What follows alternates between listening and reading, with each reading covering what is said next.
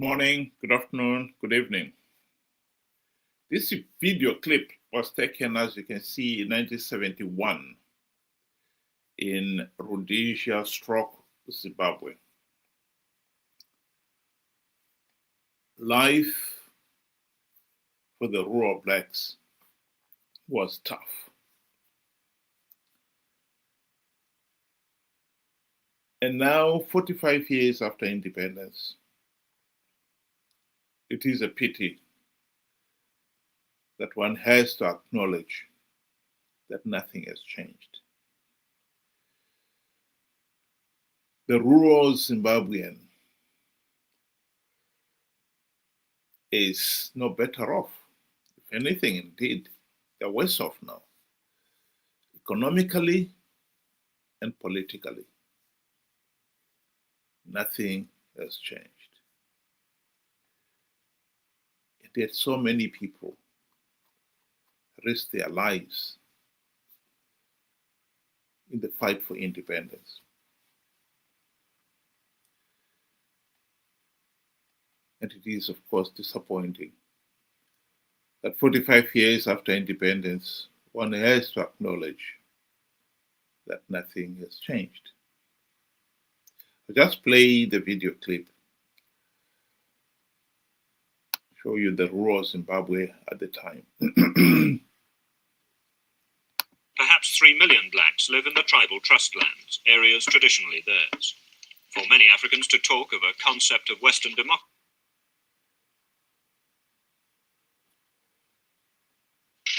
On a practical level, the government is spending thousands of pounds on teaching them modern farming methods. Their Africans, they say, are better off, more literate than in any other part of the continent, except South Africa. And if in this government-sponsored cooking class the terminology is Western, with talk of spoonsful, pounds and ounces, it only underlines the final irony of the situation. Because the more the African becomes educated to Western ways and values, the more he will covet the standard of living and the political freedom that his European neighbour enjoys. The most crucial statistic in Rhodesia today is that the black population will double in the next 18 years. A few black Africans have fine homes like these on the outskirts of Salisbury. As the population grows, so too will the ambitions of the black majority. Well, that is very true. And one cannot deny that political reality, that political and economic reality.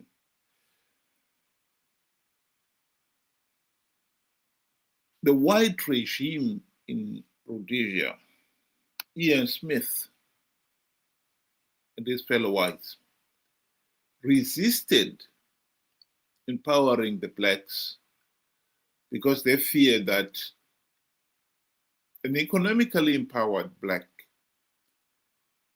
would tomorrow turn around and demand political empowerment, as the documentary was trying to show you there. And so the white regime denied the blacks economic empowerment. And one of the most graphic ways was to deny the rural people, where the majority of blacks lived, title deeds to even the few acres of land on which their mud hut stood. What most people have found truly disappointing is that after independence, the black government have resorted to the same dirty tactics. Zanu PF has resisted all calls to give the rural people title deeds to land. For the majority of the blacks, that will be the only way they can get their foot on the first run of economic empowerment. The Zanu PF regime has resisted that. It has maintained the tribal trustland system inherited from the whites. Politically, on paper, the people got majority rule. That means they could vote. In reality, there's been a meaningless vote because the only vote that has counted in Zimbabwe ever since the country's independence is the vote for Zanu PF. The country has failed to hold free, fair, and credible elections. One of the things that Ian Smith said in arguing that there should be no majority rule, he argued that the blacks are incapable of self-government. And this is why we cannot have majority rule. And when you look at Zimbabwe today, 45 years after independence, with the country sinking ever deeper and deeper into economic and political chaos, it is a damning indictment that, after all, A. Smith was right. What makes it worse that many blacks out there do not even have the guts to admit that our system of government has failed us. And so the country keeps blundering from pillar to post, from one dictator to another. What is so disappointing is that we are failing this self-government in this day and age. We still have the notion of government of the primeval, dominate or be dominated. That, of course, does not work, because that is exactly what has landed us where we are today, where Zanu PF excludes all other political parties in the mentality of you must dominate. And having eliminated the opposition, the Zanu PF leaders themselves start fighting among themselves. The factional fighting within Zanu PF has always been there, even long before independence, and is still there to this day. Right now, the party is in the middle of this factional war between the Chiwenga faction versus Mnangagwa faction. Before that, it was Mnangagwa versus Mugabe.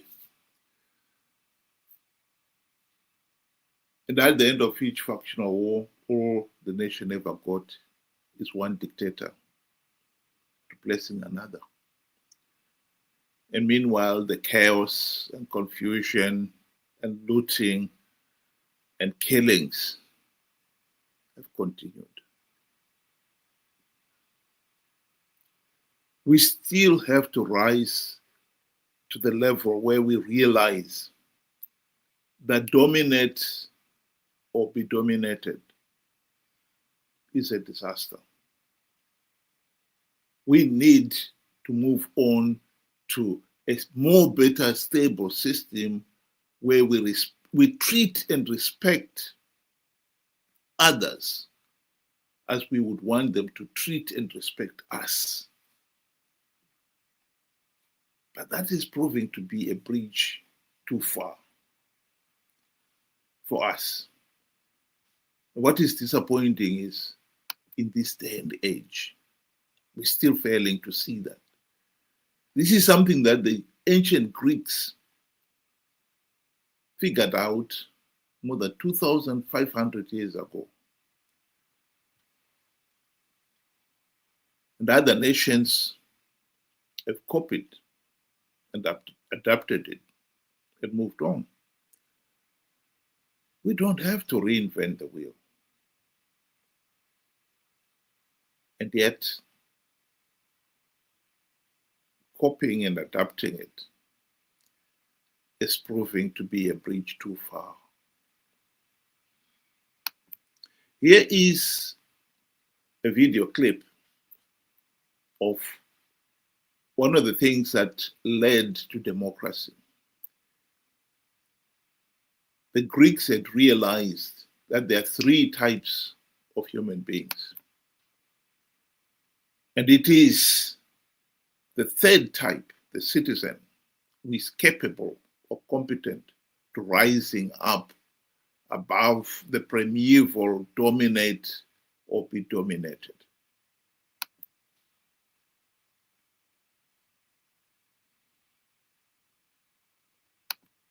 There are always three kinds of people in any given society.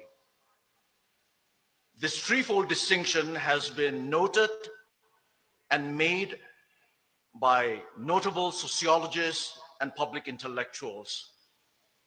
But this threefold distinction of the three kinds of people, it was first identified and first stated by the supporters and founders of democracy in ancient Greece. For the Greek people, the people who in many ways gave us the modern civilized world, for the Greek people, the first kind of people in any given society are the idiots. For the Greeks, the idiot is not necessarily someone who is mentally deficient.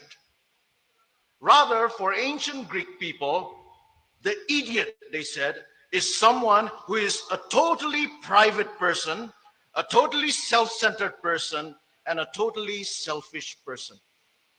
They called him the idiot. The idiot, he is always out for his personal gain and his personal interests. He does not have a public philosophy. He has no knowledge, no skill, no character, and no virtues to be able to live and to be able to contribute in a flourishing society and community. He's all out for his personal pleasures and for his personal treasures. And the Greeks said that the idiot was just an upgraded barbarian.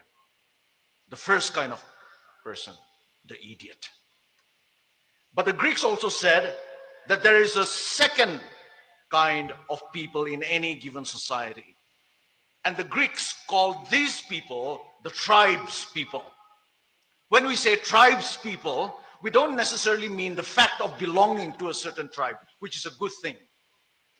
But when they use the word tribes people, the Greeks meant a tribal and a tribalistic mentality. And the Greeks said that tribes people are those people who are not able to think beyond their small tribe or their small groups. For tribes people, their primary allegiance, their only allegiance, and their ultimate allegiance is to their tribe. Their tribe is their God, and their religion is tribalism. And tribes people, the Greeks said, are always afraid of things that are different, that are a little alien to them. They are always suspicious and fearful. And they always dealt with different people and difficult situations with intimidation, with force, and with violence. And the Greeks also said that the ideal person for tribes people is the warrior, because tribes people are a war-making people. Their ideal is the warrior. But it was not so for the Greeks. For the Greeks, there was another kind of people, another kind of a person, and that was the ideal person. And the Greeks called this ideal person the citizen. The citizen. And here when we use the word citizen, we are not talking about legal status or political status. We are talking about the idea and the ideal of citizenship. And who is the citizen? The citizen, according to the Greeks, is someone who has the skills and the knowledge to live a public life, who is able to live a life of civility. The citizen recognizes that he or she is a member of a commonwealth and thus strives for the common good. That is the citizen. The citizen, yes, he or she knows his or her rights in a society, but he or she also knows his or her responsibilities to society. The citizen can fight for his rights, but always with an awareness of and with a respect for the rights and interests of others, of their neighbors, of the smallest of minorities, and of the... Well, I think we can honestly say that in the case of Zimbabwe, our leaders are at the very best, have the tribes mentality. They've never, ever aspired to be citizens,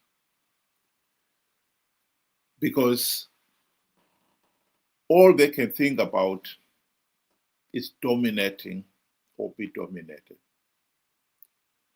And unfortunately, the electorate has not been smart enough to realize we have the wrong kind of leaders.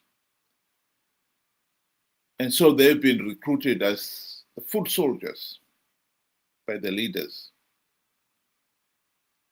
And they've fulfilled their role with the passion that has ended up with a situation where it is very common for supporters of one group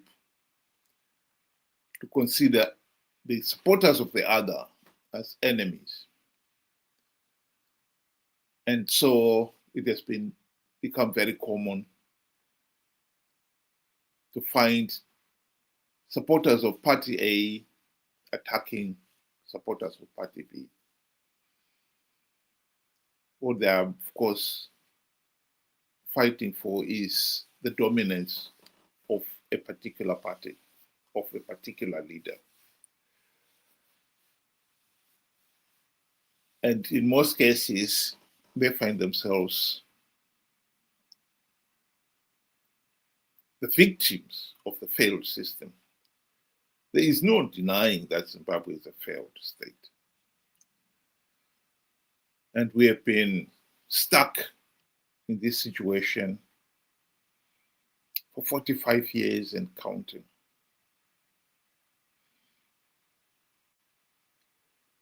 There have been opportunities to end the dictatorship. We've wasted them. And we, the voters, have played our part in that. For instance, one of the issues that has been the burning issues this last 2 years is the very fact that Chamisa called his followers to participate in 2023 on the basis of an idiotic lie that he had plugged the vote-rigging loopholes. And you would think by now, those supporters, 2 million of them, have finally figured it out, that they were conned. that plugging the vote rigging loopholes was a lie. But alas, many of them still have not figured it out. They still believe Chamisa is the nation's best foot forward. Meaning, of course, that Chamisa can come back, con them once again to participate in a flawed 2028 election to perpetuate this Zanu PF dictatorship.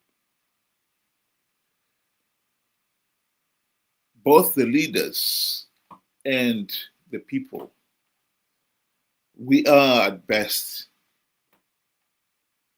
we still have the tribesman mentality.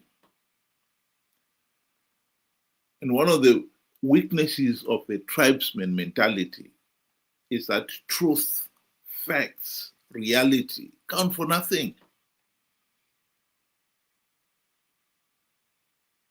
We focus on the tribe, and we think that by promoting the interests of the tribe at all costs, we are promoting ourselves. This dominate or be dominated mentality. And in some cases, of course, it has soared to the levels of personality cult mentality, where leaders like Chamisa are considered to be demigods. And anyone who dares to criticize him has become public enemy number one.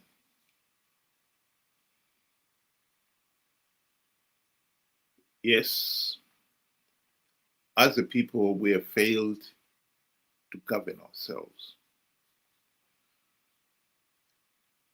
And probably the first step in correcting that is that we should admit it. That is proving to be such a bitter pill for some people to swallow. And yet, unless we swallow it, we are not getting out of this hell.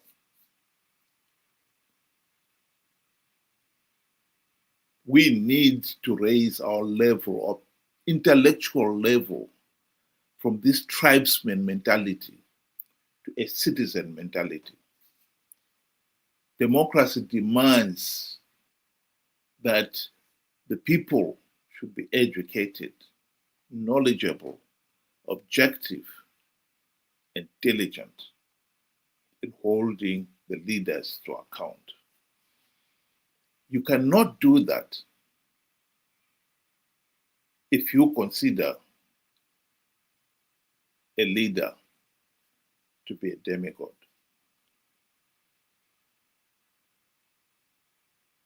We are a failed state. We should have the guts to admit it, that we are a failed state.